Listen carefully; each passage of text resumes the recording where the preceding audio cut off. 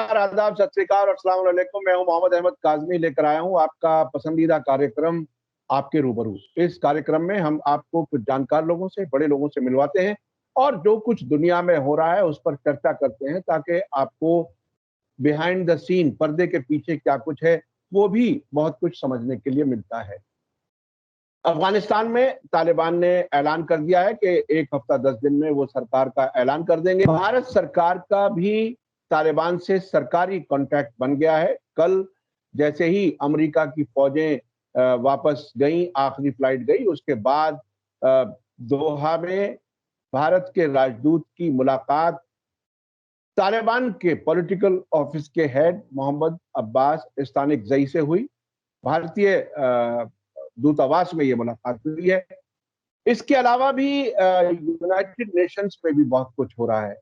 अक्सर देश अब तालिबान को एक पॉलिटिकल फोर्स के तौर पर मानने को तैयार हो रहे हैं।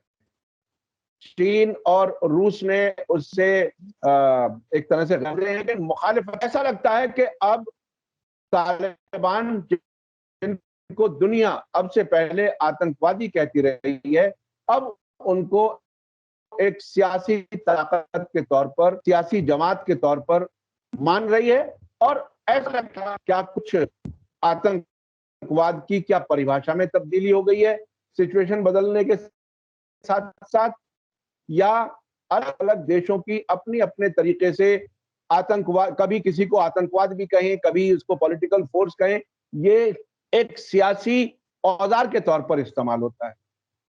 ये सब समझने के लिए, जानने के लिए मेरे साथ आज खास मेहमान हैं अविनाश काकड़े जी, जो राष्ट्रीय किसान संघ के अध्यक्ष हैं, नागपुर में रहते हैं और गांधीवादी विचारधारा के लिए जाने जाते हैं। अविनाश काकड़े जी, आपका वेलकम है मीडिया स्टार वर्ल्ड को, आपने वक्त दिया।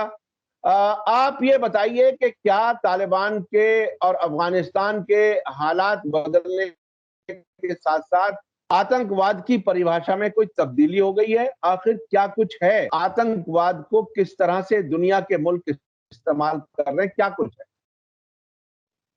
जी नमस्कार।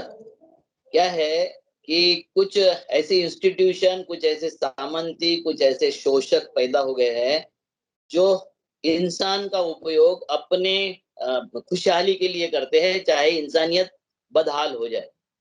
कौन उनके फायदे के लिए है? जब तक तालिबान उनको अपने देश से कुछ भी ले जाने के लिए तैयार नहीं था, ले जाने देने के लिए तैयार नहीं था, जब तक वो बुरे थे।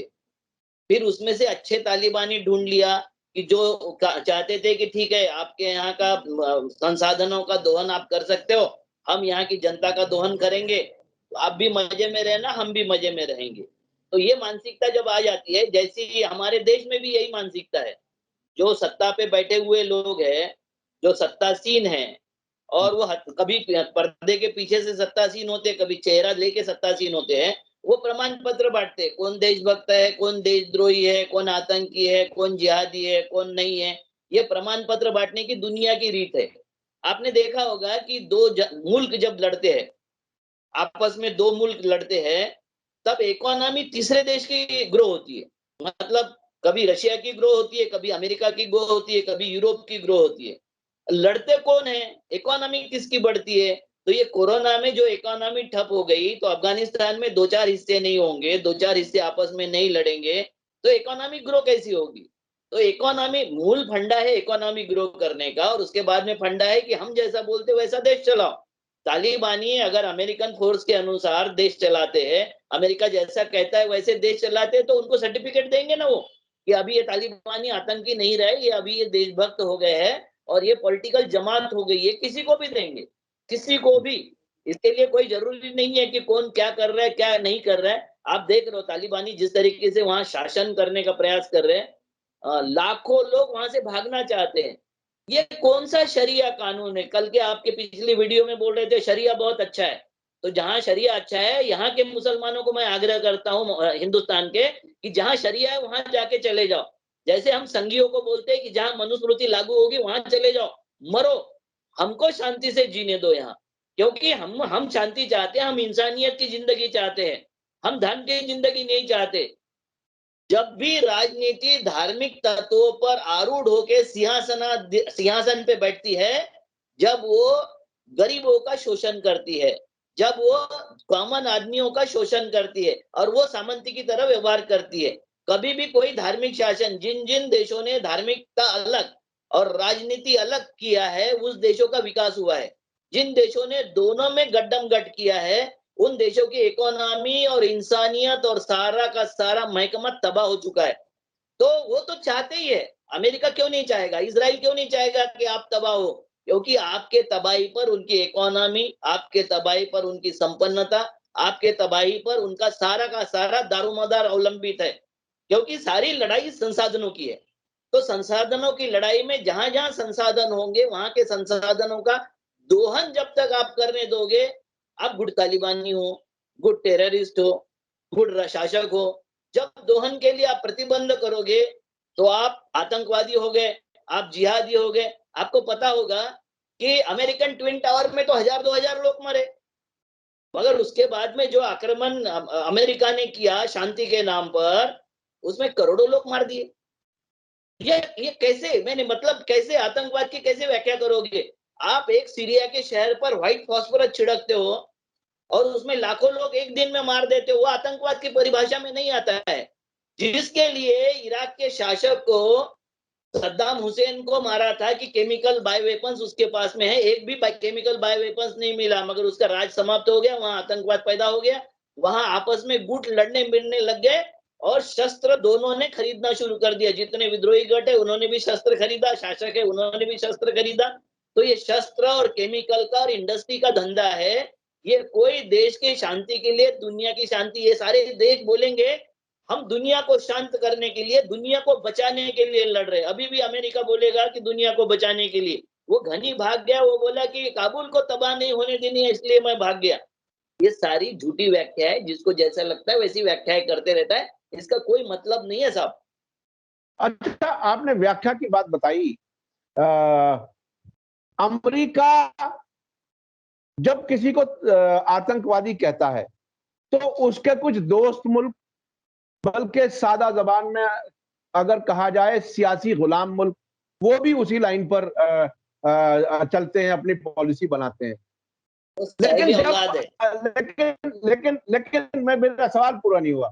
लेकिन जब अचानक अमेरिका अपनी पॉलिसी बदलता है, तो वो अपने इन दोस्त मुल्कों को पहले नहीं समझाता कि देखो हम अब इनको आतंकवादी नहीं, अब पॉलिटिकल पार्टी कहना चाहते हैं। इस चक्कर में जो दूसरे मुल्क होते हैं, उनके साथी मुल्क, दोस्त मुल्क, गुलाम मुल्क, जो भी आप कहें, वो पीछे रह जाते हैं। यही हालत भारत की हुई।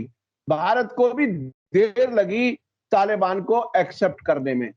तो ये जो इस पहले पहले आगे बढ़ के मलाई खाने वाला इंतजाम कर लेते हैं और अपने साथियों को पीछे छोड़ देते हैं। काबुल एयरपोर्ट पर हवाई जहाज के पहियों से लिपट लिपट करके जो भागना चाह रहे थे, क्या उस जैसा हाल हमारा नहीं हुआ? हम भी क्या बाद में तालिबान से नहीं मिल रहे? और इस बीच में बहुत कुछ चर्चा में आया और ये कहा कि पाकिस्तान फायदे में है और भारत नुकसान में है तालिबान से ताल्लुकात ना रखने पर। हम तो उसका उदाहरण ये खेल क्या है?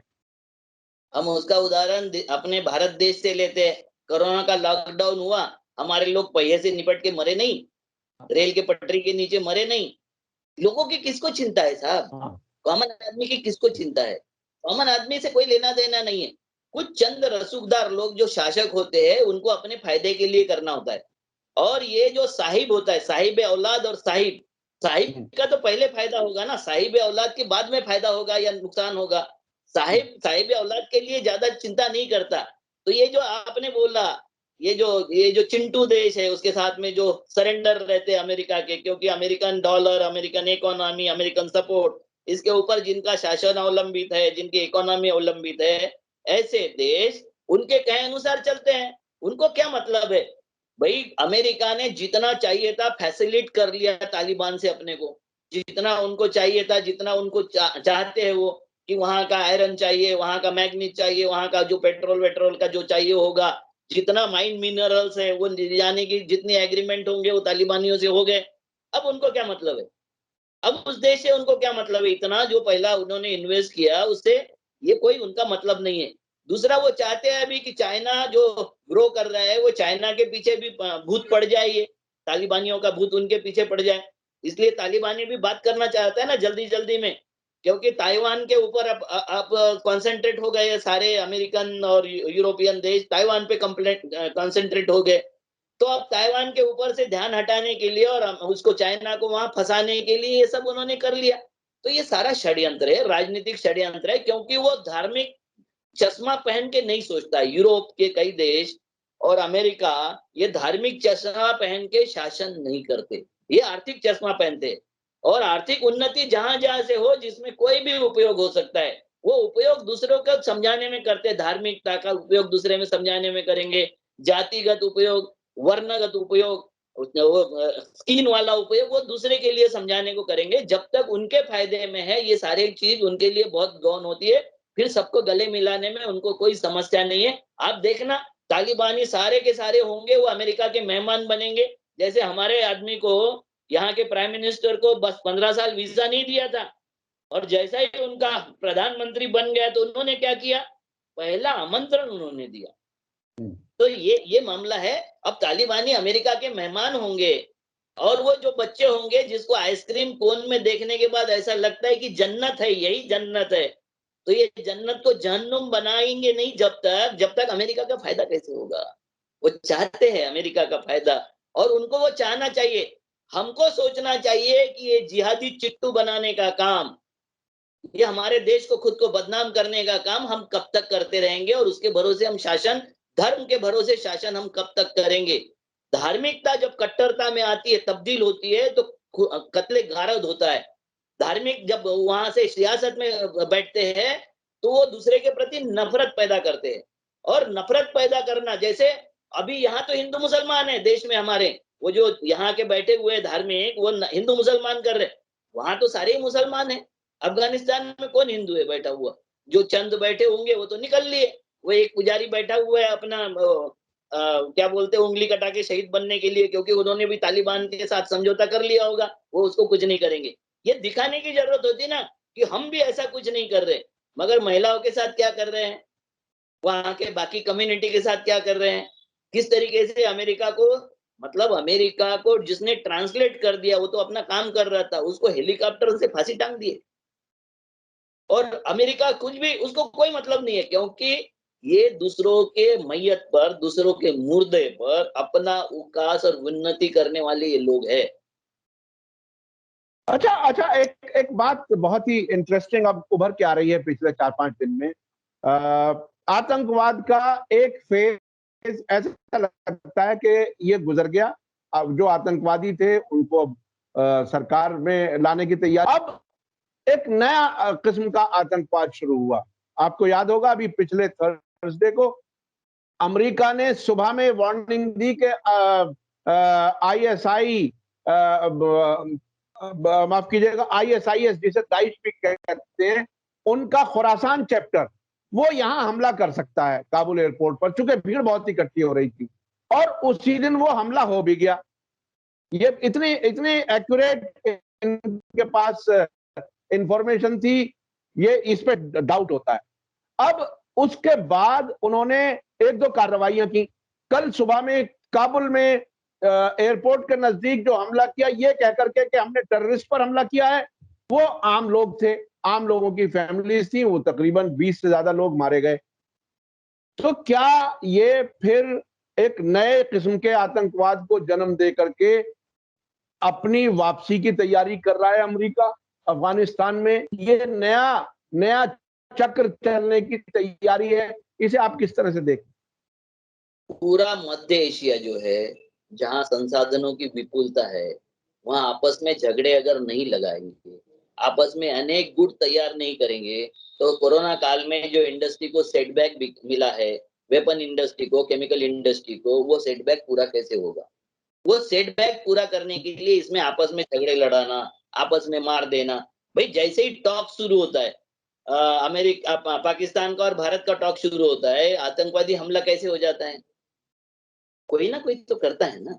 ये जी नियोजित षड्यंत्र है। तो काबुल पे एयरपोर्ट पर अटैक नियोजित षड्यंत्र है। इस चीज का वो जो उन्होंने खुरासान ग्रुप और ये सब षड्यंत्र है, वो भी उनके नाजायज साहिब औलादी है, दूसरा कुछ नहीं है।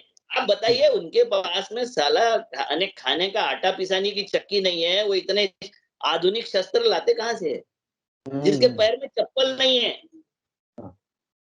वो जो साइकिल पे चल रहा है, साइकिल और उसकी टोटल मूल्य अगर उसका देख लो, तो उसका मूल्य 5-10 लाख से ज्यादा नहीं होगा, और उसके पास में 50 लाख की गन टंगी हुई है। ये कहाँ से आता है?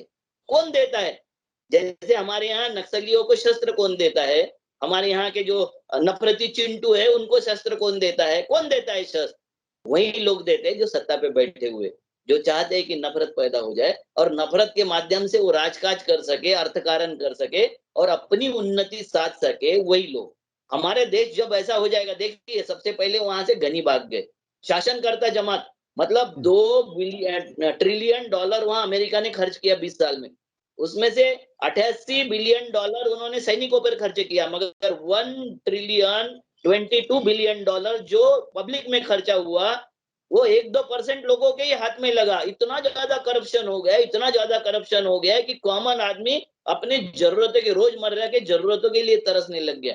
वही भारत में नहीं चल रहा है क्या? आपको क्या लगता है, ये अलग है क्या पैटर्न? कोई पैटर्न वही है। पैटर्न वही है कि सारी दुनिया की साधन संपदा 1-2% लोगों के हाथ में हो जाए, बाकी सब गुलाम रहे, बाकी सब प्रजा रहे, और उसके अनुसार जैसा आका बोलता है वैसी बात करे। मारने को बोला तो मार दो, मरने को बोला तो मर दो, आतंकवाद करने को, जिहादी बनने के लिए बोला तो जिहादी बन जाओ, जैसा उन्होंने चाहा। और इसमें दुर्भाग्य की बात जो है, वो इस्लामिक लोगों ने ज्यादा शस्त्र बनने दिया खुद को। भाई अमेरिका के ज्यादा से ज्यादा हथियार कौन है? खरीदने वाले भी कौन है और हथियार बनने वाले भी कौन है? तो जो इस्लामिक खुद को बताते हैं, जो बताते हैं कि हम शरिया के अनुसार चलना चाहते हैं, जो ये बताते हैं कि हम इस्लामिक रूल चाहते हैं, वही है। और जितने जितने इस्लामिक रूल चाहते हैं, उनके बेटे, उनका परिवार सब ऐश करता है अमेरिका में जाके, यूरोप में जाके ऐश करता है।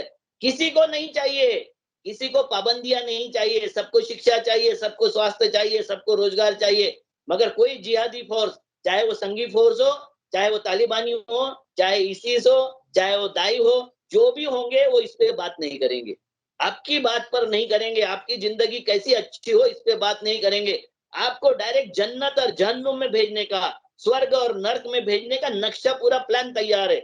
और ये प्लान हम देते हैं अमेरिका को, हम देते हैं इजराइल को। तो आप अगर खुद बर्बाद होने के लिए तैयार हो, तो अमेरिका को कितने दिन तक दोष दोगे?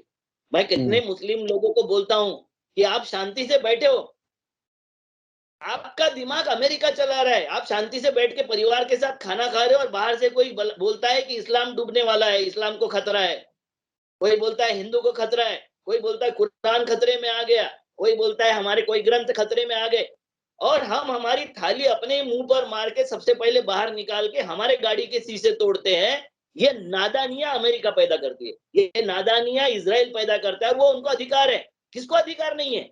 अपनी खुद की उन्नति करने का अधिकार सबको है। मगर जब आग लगी थी अमेरिका में, लोग तो कहते हैं कि अमेरिका ट्विन टावर उन्होंने ही करवाया था। मैं नहीं बोलता ऐसा, मैं ये नहीं बोलता, मगर उन्होंने अपने 1000 लोगों को सेक्रीफाई करके आपके करोड़ों लोग मार दिए, आपकी सारी इकोनॉमी तबाह कर दी है। अब कितने साल पीछे चले जाएगा? अफगानिस्तान जो 20 साल में बिल्ड हुआ था, मैं देखता हूं कि 47 तक और 50 तक वहां अफगानिस्तान में साहित्य, संगीत, एजुकेशन, हेल्थ कितना उन्नत था, कितने बड़े लेवल पर डेवलपमेंट हो रहा था। वो सारा डेवलपमेंट रुक गया ना। तो हम क्यों चाहेंगे कि आप डेवलप हो जाओ?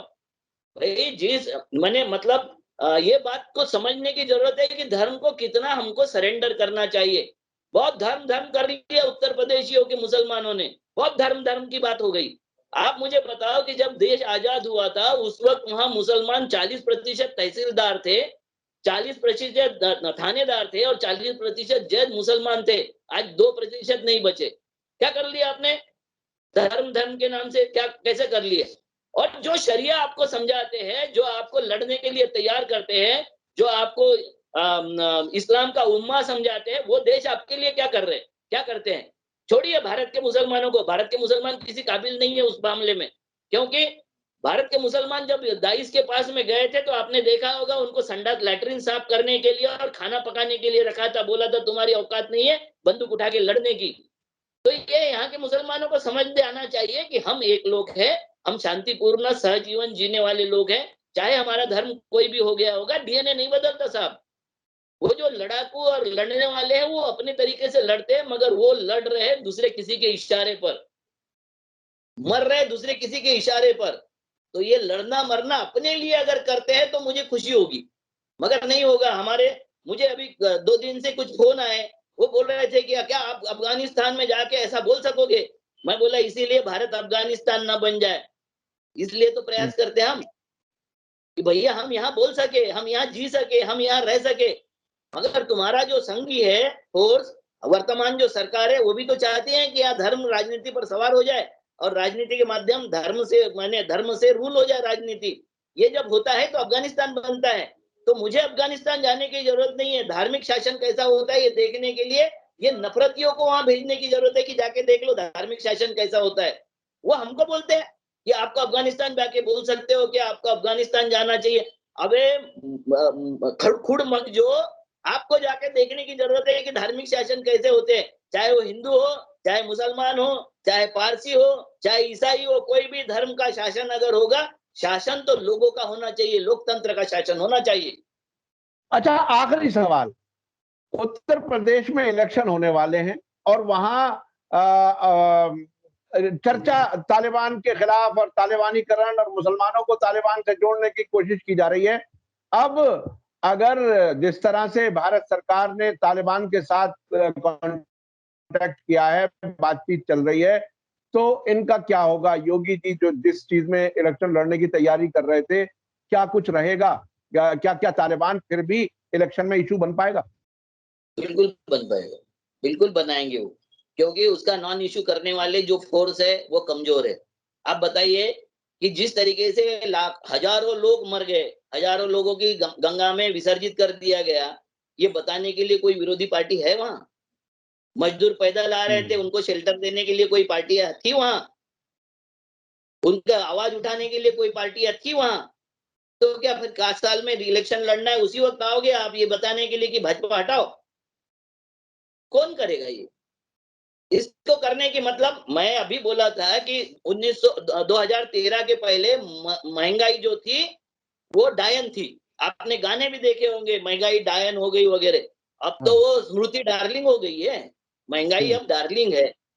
जो हाँ, डार्लिंग इतनी अब ये कहा जाता है कि पेट्रोल की तरक्की हो गई, देश की तरक्की हो गई, 100 रुपए से ऊपर हो गया। अब नहीं उसको नहीं, अब उसको लोग ये बताते हैं कि आपसे अगर पैसा नहीं लेंगे तो विकास कैसे करेंगे? अब गधों को विकास कौन समझाएगा? किसको कहते हैं विकास? अंतिम आदमी की क्रय शक्ति बढ़ना मतलब विकास होता है। 6.5 लाख बड़े इंडस्ट्रियलिस्ट को माफ कर देना मतलब विकास नहीं होता है।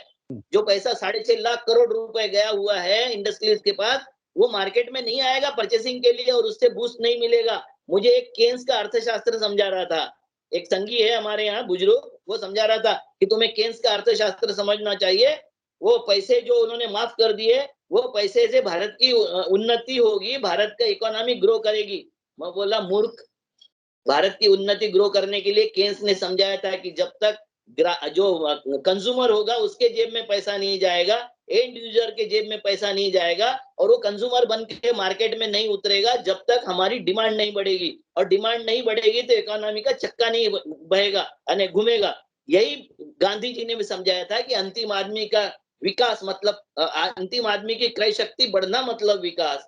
ये सिंपल बात इनको नहीं समझती है, क्योंकि ये संघी बराती घोड़े हैं। ये एक ही चश्मे से देखते हैं, स्वास्थ्य, शिक्षा, रोजगार सब एक घोड़े से देखते हैं। आप देख लो शिक्षा विभाग का क्या हालत कर दी है। अभी पता चला कि कोई पढ़ा रहा है, लॉ फैकल्टी आईआईटी में पढ़ा रहा है और उसके पास में लॉ की डिग्री नहीं है। ये बराती घोड़े, जो रिजर्व बैंक का गवर्नर बना है उसका इकोनॉमी की कोई समझ नहीं है। ये बराती घोड़े, ये बराती घोड़े देश चलाएंगे। ये बराती घोड़े जिस तरीके से देश को हाँक रहे हैं, ये देश हमारा बहुत जल्दी अफगानिस्तान में तब्दील हो जाए तो मुझे आश्चर्य नहीं लगेगा। बहुत बहुत शुक्रिया अविनाश काकड़े जी, सोशल मीडिया पे, और चूंकि बहुत ज्यादा लंबी बात नहीं की जा सकती, काफी इंटरेस्टिंग और काफी इंफॉर्मेशन आपने हमें दी, और मुझे लगता है कि ये जो आपका शक और शुबहा और डर है कि भारत अफ़गानिस्तान ना हो जाए, ये बहरहाल बहुत ही संजीदा और सीरियस इश्यू है, पर सभी को गौर करने की ज़रूरत है और समझने की ज़रूरत है। क्योंकि सियासी पार्टियाँ आएँगी, जाएँगी, हुकूमतें आएँगी, जाएँगी, लेकिन वापस सही हालत में कितने बरसों में हो सियासत पाएगा, पर ये धर्म कोई हावी नहीं न जानता। होने दे। सियासत पर धर्म को हावी न होने दे। सियासत अलग बात है, धर्म अलग बात है। जी, जी। बहुत-बहुत शुक्रिया अविनाश काकड़े जी, आपने हमें वक़्त दिया और मैं अपने दर्शकों से कहना चाहता हूँ कि अविनाश काकड़े जी बहुत ही बेबाक होकर के अपनी बात रखते हैं। आप लोग भी उनको कर सकते हैं। जी, आपने दी इजाज़त। धन्यवाद, शुक्रिया। जय भारत, जय हिंद। मीडिया स्टार वर्ल्ड के और वीडियो देखने के लिए हमारे चैनल को सब्सक्राइब करें और सीधे नोटिफिकेशन पाने के लिए बेल आइकन दबाएं। और अगर हमारी खबर सच्ची और अच्छी लगे तो अपने व्हाट्सएप, इंस्टाग्राम, फेसबुक और ट्विटर अकाउंट पर ज़रूर शेयर करें।